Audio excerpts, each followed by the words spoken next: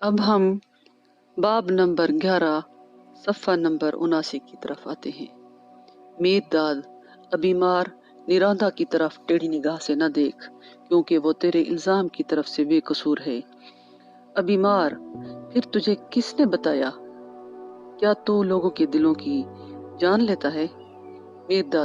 मीर दाद को किसी मुखबिर या मुतरज्जिम की जरूरत नहीं है। अगर तूने मीर दाद से इसी तरह मोहब्बत की होती जैसी कि वो तुझसे करता है, तो तू भी बआसानी उसके दिल की बात जान लेता और उसके दिल में झांक सकता।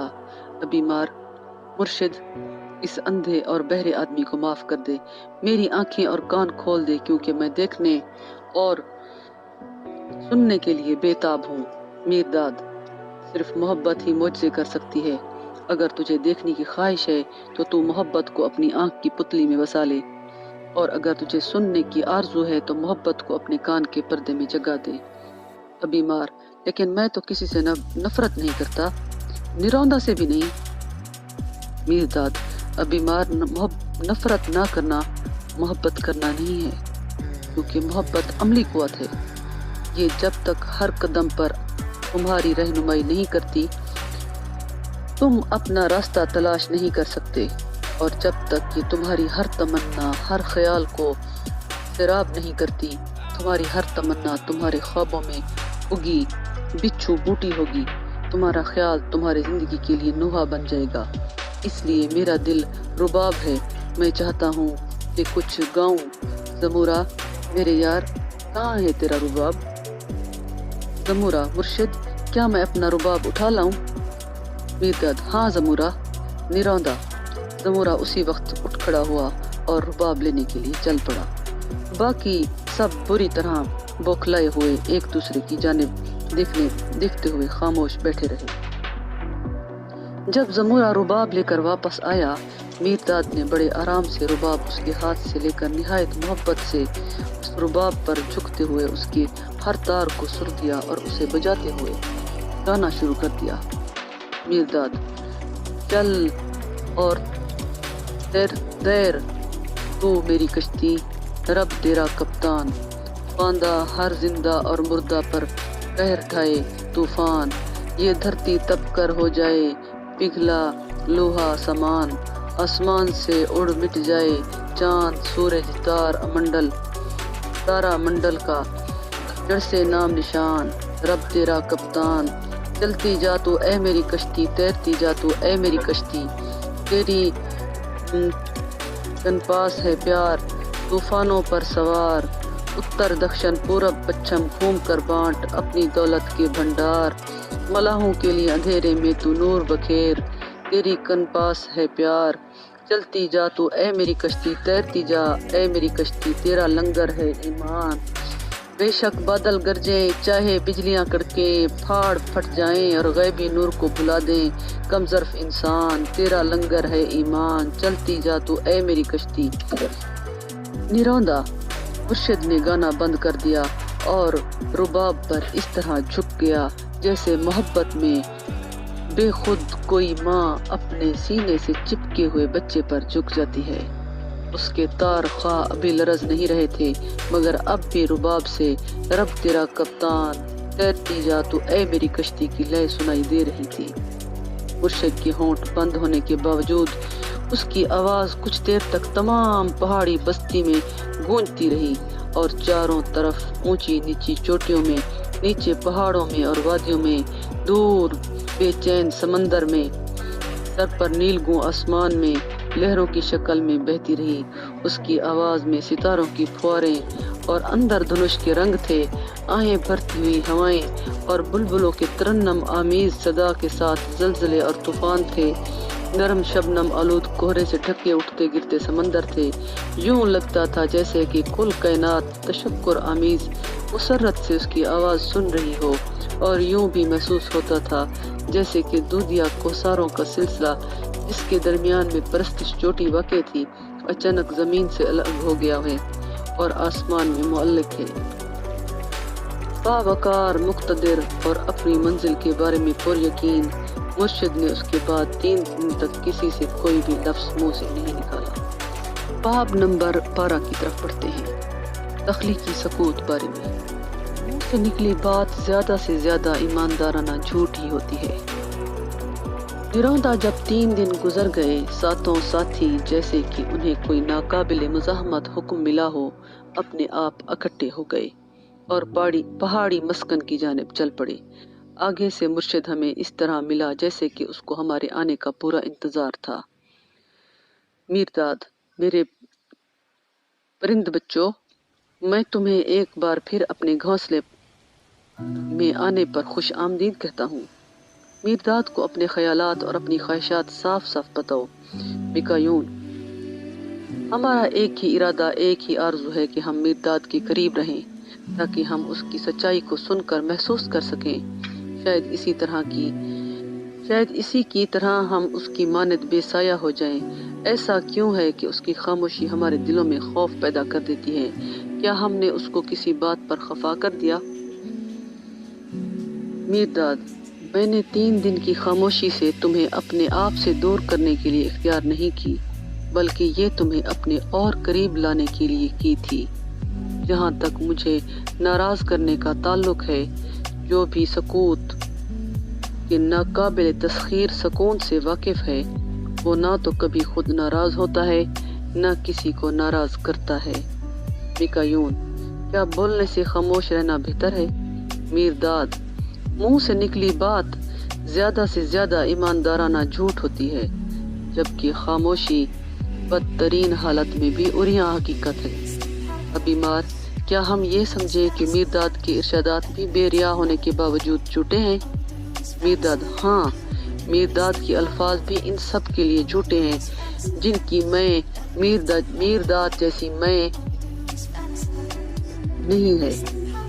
جب تک تمہارے سبھی خیالات ایک کان میں سے کھود کر نکالے نہیں جاتے اور تمنائیں ایک ہی کنویں میں سے کھینچ کر نکالی نہیں جاتی، تمہارے الفاظ خواہ بے ریا ہیں، جھوٹے ہی رہیں گے۔ جب تمہاری میں اور میری میں ایک ہوگی، جیسا کہ میری میں اور خدا کی میں ایک ہیں، ہم الفاظ کو بیکار کر کے حقیقی خاموشی کے ذریعے پوری طرح دل کی بات کہہ سکیں گے۔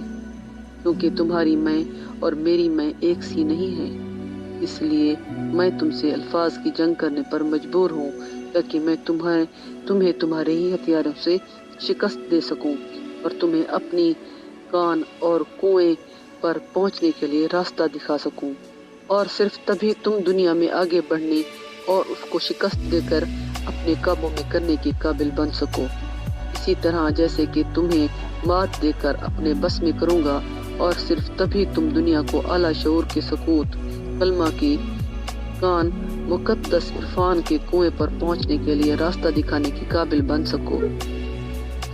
جب تک تم اس طرح میرداد سے مغلوب نہیں ہوتے، تم سچ مچ عظیم اور ناقابل تسخیر فاتح نہیں بن سکو گے۔ نہ دنیا ہی تمہارے ہاتھوں مات کھائے بغیر اپنی لگاتار شکست کی ذلت کا داغ دھو سکے گی۔ اس لیے جنگ کے لیے کمر بندھو، اپنی ڈھالیں اور زرہ بختر چمکاؤ اور اپنی تلواروں اور نیزوں کو تیز کرو۔ خاموشی نکارا بجائے اور وہی جھنڈا تھامے۔ بینون، یہ کس طرح کی خاموشی ہے جو ایک ہی وقت میں نکارچی بھی بنے گی اور علم بردار بھی؟ میرداد بولا: جس عالم سکوت میں تمہیں میں لے چلوں گا، وہ ایسی کبھی نہ ختم ہونے والی وسعت ہے جس میں نیستی ہستی میں منتقل ہو جاتی ہے اور ہستی نیستی میں بدل جاتی ہے۔ یہ وہ دہشت ناک خلا ہے جہاں پر آواز پیدا ہوتی ہیں اور خاموش کر دی جاتی ہیں، ہر شکل پیکر میں ڈھالی جاتی ہے اور نابود کر دی جاتی ہے، جہاں خودی لکھی اور ان لکھی جاتی ہے، جہاں سوائے اس کے اور کچھ نہیں۔ جب تک تم اس خلا اور اس وسعت کو پرسکوت مراقبہ میں عبور نہیں کرو گے، تمہیں معلوم نہیں ہوگا کہ تمہاری ہستی کتنی حقیقت ہے اور نیستی کتنی بے حقیقت۔ نہ ہی تمہیں یہ پتہ چلے گا کہ تمہاری حقیقت کل سے کس قدر مضبوطی سے بندھی ہوئی ہے۔ میں چاہتا ہوں کہ اس سکوت میں گھومو تاکہ تمہاری پرانی ننگ چمڑی اتر جائے اور تمہاری غیر پابند آزادانہ طور پر چل پھر سکو۔ اور تم غیر پابند آزادانہ طور پر چل پھر سکو۔ میں چاہتا ہوں کہ تم اپنے خوف اور فکر، اپنی خواہشیں اور تمنائیں، اپنے حسد اور ہوس وہاں لے جاؤ تاکہ ان کو ایک ایک کر کے غائب ہوتے دیکھ سکو، اور اس طرح تمہارے کانوں کو ان کی متواتر چیخوں سے راحت ملے اور تمہارے پہلو ان کی ایڑیوں کی تیکھی کیلوں کے عذاب سے بچ جائیں۔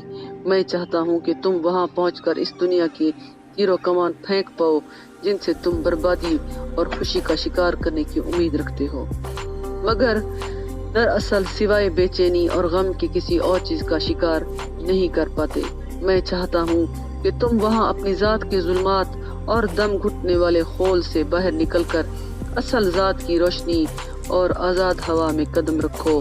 میں تمہیں اپنے حقیقی سکوت کی تلقین کرتا ہوں، اور بول بول کر تھک چکی تمہاری زبانوں کو صرف راحت پہنچانے کی نہیں، میں تم سے زمین کی ثمر آور خاموشی کی سفارش کرتا ہوں، گناہ گاروں بدماشوں کی ڈرونی چپ کی نہیں۔ میں تم سے انڈے سیتی ہوئی مرغی کی تحمل آمیز خاموشی کی سفارش کرتا ہوں، انڈے دیتے ہوئے بے چینی سے کڑکڑاتی اس کی ہم جنس کی نہیں۔ ان میں سے ایک 21 دن انڈوں پر بیٹھتی ہے اور پرسکوت اعتماد سے انتظار کرتی ہے کہ مخفی ہاتھ اس کے روئیں دار سینے اور پروں کے نیچے کرامت دکھائے گا۔ دوسری اپنے ٹاپے سے لپک کر باہر آتی ہے اور پاگلوں کی طرح کڑکڑاتی ہوئی اپنے انڈا دے آنے کا ڈھنڈورا پیٹتی ہے۔ میرے ساتھیوں، کڑکڑاتی نیکی سے خبردار ہو۔ جیسے تم اپنی شرمندگی کو پردے میں رکھتے ہو، ویسے ہی اپنے وقار کو بھی ڈھک کر رکھو، کیونکہ کڑکڑاتا وقار خاموش بدنامی سے بدتر ہے اور اپنا ڈھول پیٹتی نیکی گنگی بدی سے بدتر ہے۔ زیادہ بولنے سے پرہیز کرو، ہو سکتا ہے کہ منہ سے بولے گئے 1000 الفاظ میں سے اصل میں ایک ہی لفظ بولنے کی ضرورت ہو، باقی سب تو دماغ کو دھندلاتے ہیں اور کانوں کو بہرا کرتے ہیں، زبان کو اذیت پہنچاتے ہیں اور دل کو اندھا کرتے ہیں۔ وہ لفظ جس کو اصل میں کہنے کی ضرورت ہے، بولنا کتنا دشوار ہے۔ ہو سکتا ہے کہ لکھے گئے 1000 الفاظ میں سے ایک ہی لفظ لکھنے کی ضرورت ہو، باقی سب روشنائی اور کاغذ کی بربادی ہیں، یا وہ لمحات ہیں جن کو روشنی کے پردوں کے بجائے شیشے کے پاؤں دیے گئے ہوں۔ کتنا دشوار ہے اس لفظ کا لکھنا جس کو اصل میں لکھنے کی ضرورت ہے۔ بینون بولا، مرشد میر داد، دعا کے متعلق تمہارا کیا خیال ہے؟ دعا میں ہم سے ضرورت سے زیادہ الفاظ کہلوائے جاتے ہیں اور ہم ضرورت سے زیادہ نعمتیں مانگتے ہیں، پھر بھی مانگی گئی چیزوں میں سے شاید ہی کوئی چیز ہمیں نصیب ہوتی ہے۔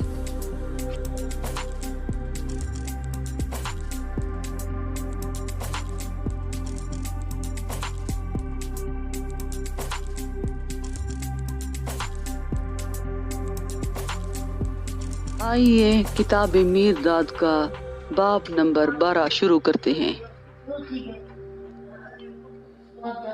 دعا بارے۔ میر داد کہتا ہے، جب تم اپنے آپ کو چھوڑ کر دیگر ملائک یا دیوی دیوتاؤں کی طرف رجوع کرتے ہو تو تمہاری دعا رائے گاں جاتی ہے، کیونکہ تم میں اپنی طرف متوجہ کرنے کی طاقت اسی طرح موجود ہے جیسے کہ اپنے سے دور ہٹانے کی، اور وہ چیزیں جن کو تم اپنی طرف رجوع کرنا چاہتے ہو تمہارے اپنے اندر ہیں، اسی طرح وہ چیزیں بھی تمہارے اندر ہیں جن کو تم دور ہٹانا چاہتے ہو، کیونکہ کسی چیز کی حصول کے مستحق ہونا اس کی بخشش کرنے کے لائق ہونا بھی ہے۔ جہاں بھوک ہے وہاں کھانا ہے، جہاں کھانا ہو وہاں بھوک کا ہونا بھی لازمی ہے۔ بھوک کے دکھ کا شکار ہو کر ہی تم سیر ہونے کا حظ اٹھا سکتے ہو۔ ہاں، کسی چیز کا معدوم ہونا ہی اس کی طلب میں اضافہ ہے۔ کیا چابی قفل کے استعمال کا جواز نہیں؟ کیا قفل چابی کے استعمال کا حق نہیں دیتا؟ کیا چابی اور قفل دونوں دروازے کے استعمال کے لیے جواز نہیں ہے؟ جب بھی تم چابی گنوا بیٹھو یا کہیں بے ٹھکانے رکھ بیٹھو، تو بار بار لوہار کے پاس جا کر اصرار کرنے کی جلد بازی نہ کرو۔ لوہار اپنا کام کر چکا ہے، اس نے وہ کام بخوبی انجام دیا ہے، اس سے وہی کام بار بار کرنے کی تاکید نہ کرو۔ تم اپنا کام آپ انجام دو، لوہار کو پریشان نہ کرو، کیونکہ تم سے فارغ ہو کر اسے اور بھی کام کرنے ہیں۔ اپنی یادداشت سے کوڑا کرکٹ اور سڑاند نکال دو۔ اگر کوڑا کرکٹ اور سڑاند نکال دو گے تو تمہیں چابی ضرور مل جائے گی۔ جب لا بیان رب نے تمہیں تلقید کیا، اس نے تمہاری شکل میں اپنی ذات کا تلقید کر دیا۔ اس طرح تم خود بھی لا بیاں ہو۔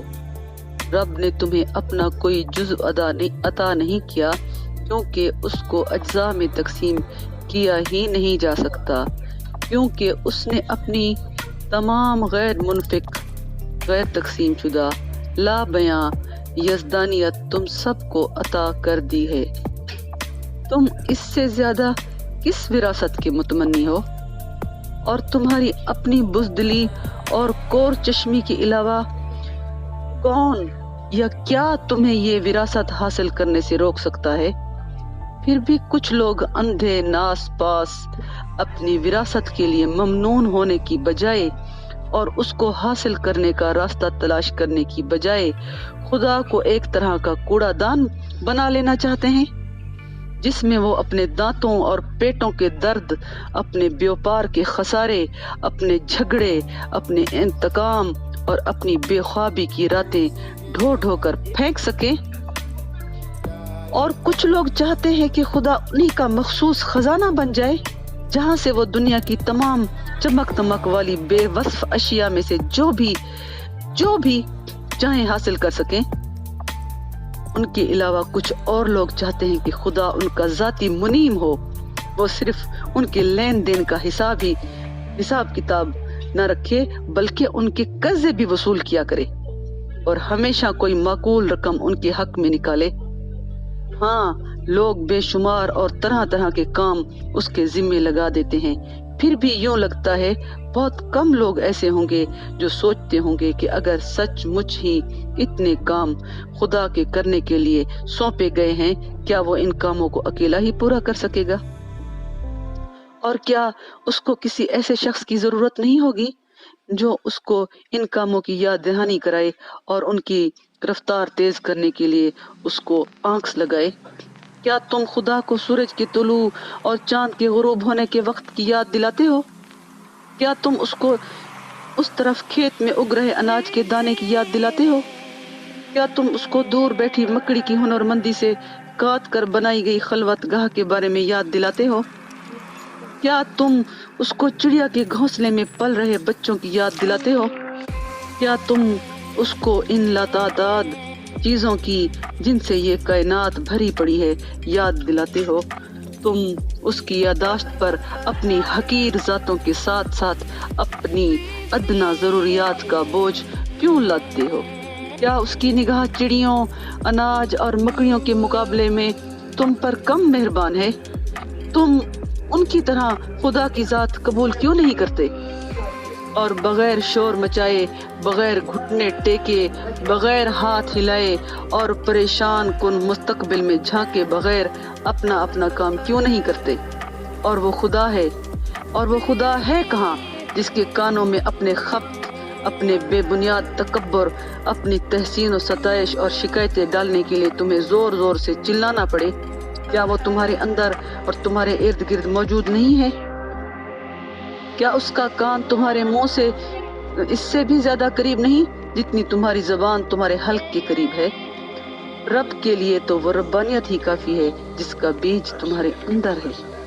اگر اپنی ربانیت کا بیج تمہیں دینے کے بعد تمہارے بجائے تمہارے رب نے آپ ہی اس بیج کی پرورش کرنی ہوتی تو تم میں کیا صلاحیت تھی؟ اور پھر تمہاری زندگی میں تمہارے لائق کام ہی کیا رہ جاتا؟ اگر تمہارے کرنے کے لیے کچھ بھی باقی نہیں رہ جاتا اور جو کچھ کرنا تھا وہ خدا ہی کو تمہاری خاطر کرنا تھا تو تمہاری زندگی کا مطلب ہی کیا ہوتا؟ تمہاری دعا سے کیا ہاتھ آتا؟ اپنی بے شمار امیدیں اور فکر خدا کے سامنے نہ رکھو۔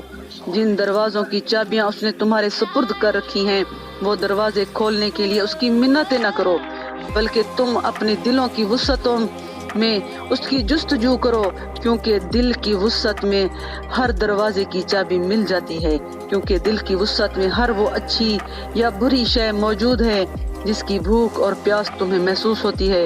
تمہارے ذرا سے اشارے کی تعمیل کے لیے ایک وسیع لشکر تمہارے حکم کا منتظر ہے۔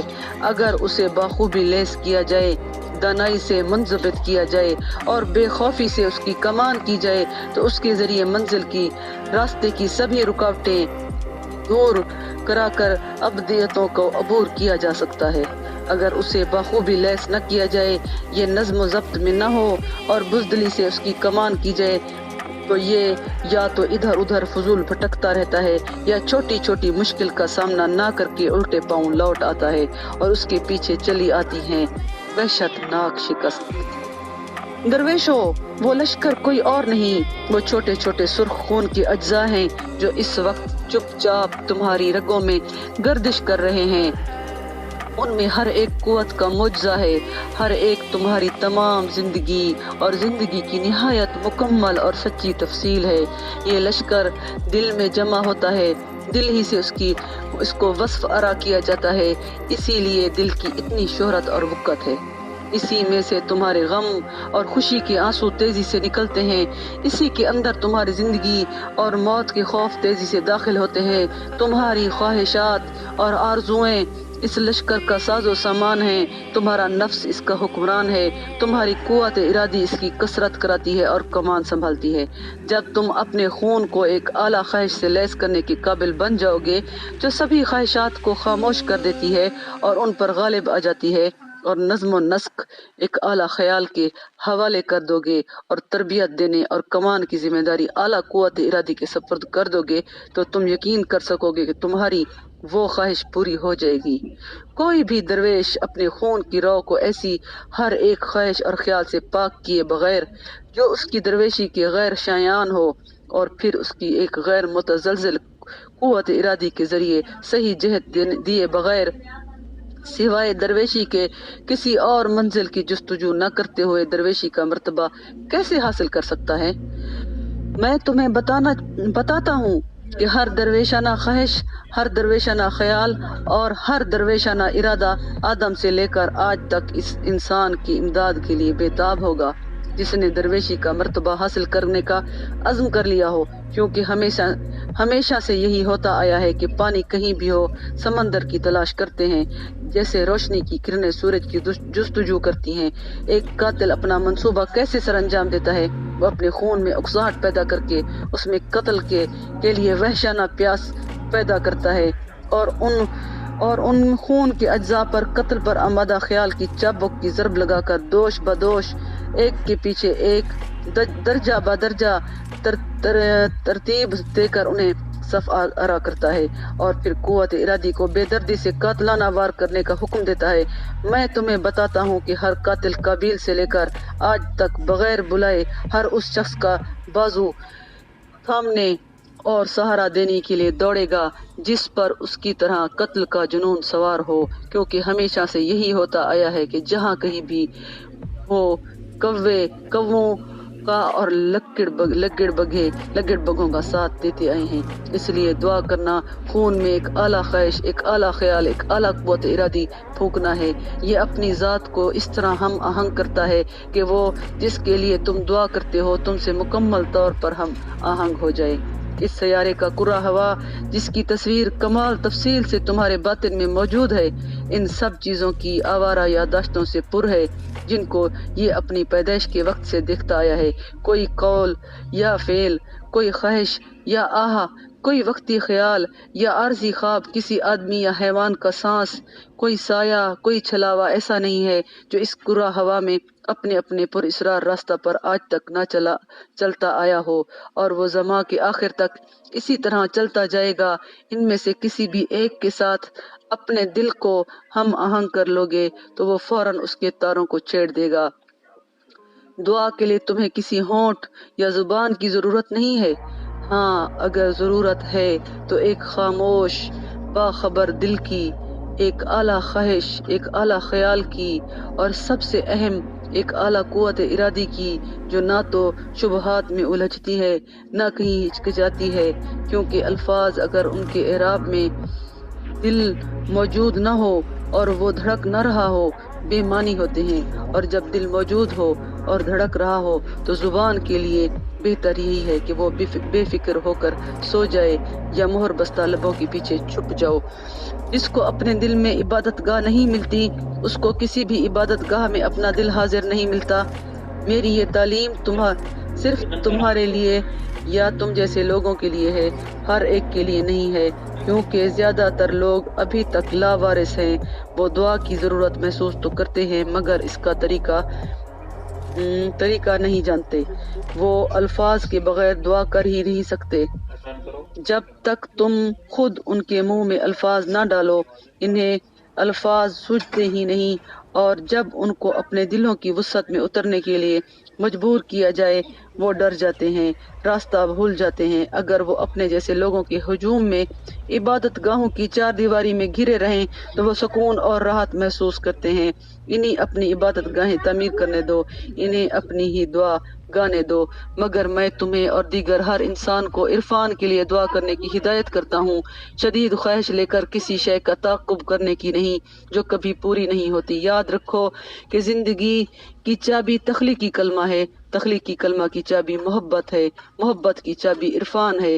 اپنے دلوں کو ان سے بھرپور کرو اور اپنی زبانوں کو کثرت الفاظ کی اذیتوں سے بچاؤ، اور اپنے دماغوں کو زیادہ دعاؤں کے بوجھ سے باز رکھو، اور اپنے دلوں کو سبھی ملائک کی قید سے آزاد کرو جو تمہیں کوئی بخشش دے کر اپنا غلام بنا لینا چاہتے ہیں۔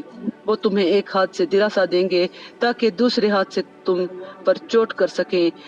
جب تم ان کی مدح سرائی کرتے ہو تو وہ مہربان اور مطمئن ہو جاتے ہیں، مگر جب ان کی ملامت کرتے ہو تو وہ غضبناک ہو جاتے ہیں اور انتقام پر اتر آتے ہیں۔ جو جب تک انہیں پکارا نہ جائے تمہاری بات نہیں سنتے، اور جب تک تم ان کے آگے ہاتھ نہ پھیلاؤ وہ تمہیں کچھ نہیں دیتے، اور تمہیں دینے کے بعد اکثر اپنے عطیے پر پچھتانے لگتے ہیں۔ تمہارے آنسو ان کی عود ہیں، تمہاری شرمندگی ان کا وقار ہے۔ ہاں، اپنے دلوں کو ان سب ملائکہ سے آزاد کرو تاکہ تمہیں ان میں واحد لا شریک رب مل جائے جو تمہیں اپنی ربانیت سے بھر دینے کے بعد بھی چاہے گا کہ تم ہمیشہ بھرے رہو۔ قینون بولا، کبھی تو انسان کے متعلق ایسے بات کرتا ہے جیسے وہ قادر مطلق ہو، کبھی تو اسے لاوارث کہہ کر حقیر کر دیتا ہے۔ تو نے ہمیں جیسے دھند میں لا کر کھڑا کر دیا۔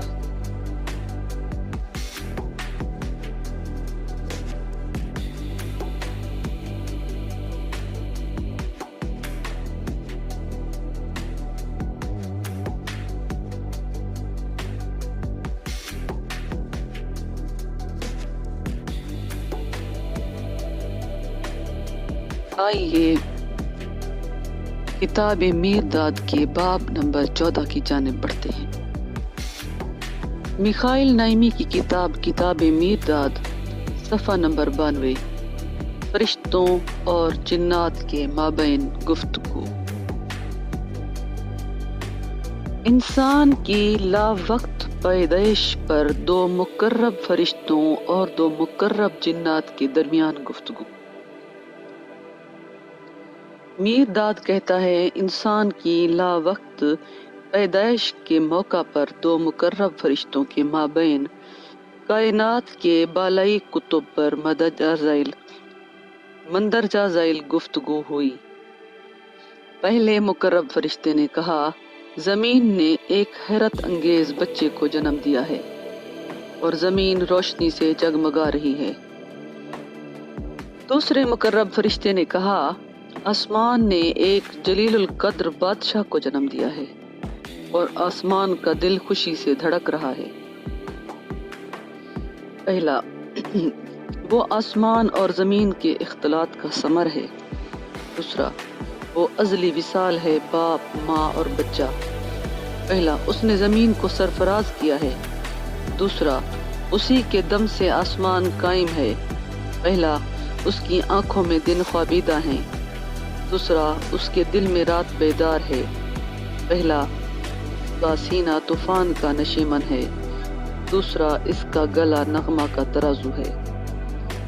پہلا بولا اس کے بازو نے کوثروں کو آغوش میں لے رکھا ہے۔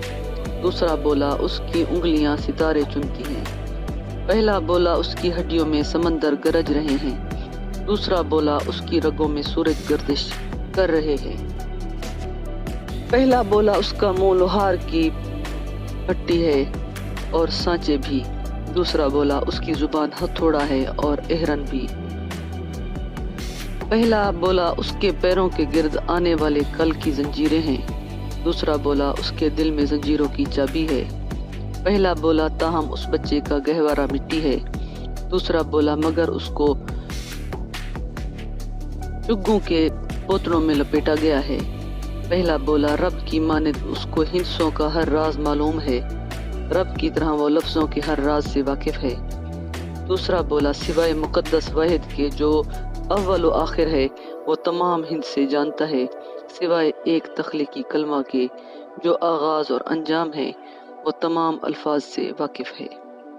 پہلا بولا مگر اس کو اس واحد اور کلمہ کا علم ہو جائے گا۔ دوسرا بولا مگر اتنا عرصہ نہیں جب تک وہ مکان کے بے راہ ویرانوں میں اپنا سفر ختم نہیں کر لیتا، اتنا عرصہ نہیں جب تک کہ زماں کے ویران تہخانوں کو دیکھتے دیکھتے اس کی آنکھیں تھک نہ جائیں۔ پہلا بولا واہ زمین کا یہ بچہ کتنا عجیب ہے، بے حد عجیب۔ دوسرا بولا واہ آسمان کا یہ بادشاہ کتنا جلیل القدر ہے، بے حد جلیل القدر۔ پہلا بولا بے نام ہے، بے نام نے اس کو انسان کہہ کر پکارا تھا۔ دوسرا بولا اور اس نے بے نام کو رب کے نام سے خطاب کیا ہے۔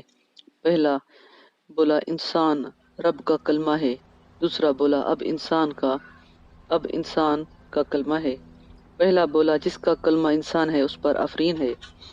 دوسرا بولا جس کا کلمہ رب ہے اس پر بھی آفرین ہے۔ پہلا بولا اب اور ہمیشہ کے لیے۔ دوسرا بولا یہاں اور ہر جگہ۔ اس وقت کائنات کے نچلے قطب میں دو مقرب جنات مدرجہ ذیل گفتگو کر رہے تھے۔ پہلے مقرب جن نے کہا ایک بہادر جنگجو ہماری صفوں میں شامل ہوا ہے، اس کی مدد سے ہم فتح حاصل کر لیں گے۔ دوسرے مقرب جن نے کہا نہیں بلکہ تو اس کو گریہ وزاری کرنے والا، آنسو بہانے والا بزدل کہے، اس کی جبیں غداری کا مسکن ہے، اس کی غداری اور بزدلی کے باوجود اس سے ڈر لگتا ہے۔ پہلا جن بولا اس کی آنکھ میں بے خوفی اور وحشت ہے۔ دوسرا بولا اس کا دل آنسوں سے لبریز اور پست ہمت ہے، پھر بھی اس کی پست ہمتی اور آنسوں سے خوف آتا ہے۔ پہلا بولا اس کا دماغ تیز اور سرکش ہے۔ دوسرا اس کے کان کاہل اور کند ہیں، مگر کاہل اور کند صفت کے باوجود وہ خطرناک ہے۔ پہلا بولا اس کا ہاتھ مستعد اور منضبط ہے۔ دوسرا بولا اس کا پاؤں ڈگمگاتا ہوا اور سست رفتار ہے، پھر بھی اس کی سست رفتاری ہیبتناک ہے اور اس کی ہچکچاہٹ سے خوف آتا ہے۔ پہلا بولا ہماری روٹی اس کی رگوں میں فولاد بھر دے گی، ہماری شراب اس کے خون کے حق میں آگ ہوگی۔ دوسرا بولا ہماری روٹی کے ڈبے وہ ہمیں پر اٹھا اٹھا کر مار دے گا، ہمارے شراب کے مٹکے وہ ہمارے ہی سروں پر توڑ دے گا۔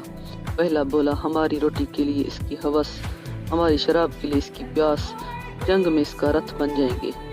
دوسرا بولا امٹ بھوک اور ان بجھی پیاس سے وہ ناقابل تسخیر بن جائے گا اور ہمارے خیمے میں علم بغاوت بلند کر دے گا۔ پہلا بولا مگر موت اس کی رتبان ہوگی۔ دوسرا بولا موت کو سارتھی بنا کر وہ لافانی ہو جائے گا۔ پہلا کیا موت اس کو موت کے علاوہ کہیں اور لے جائے گی؟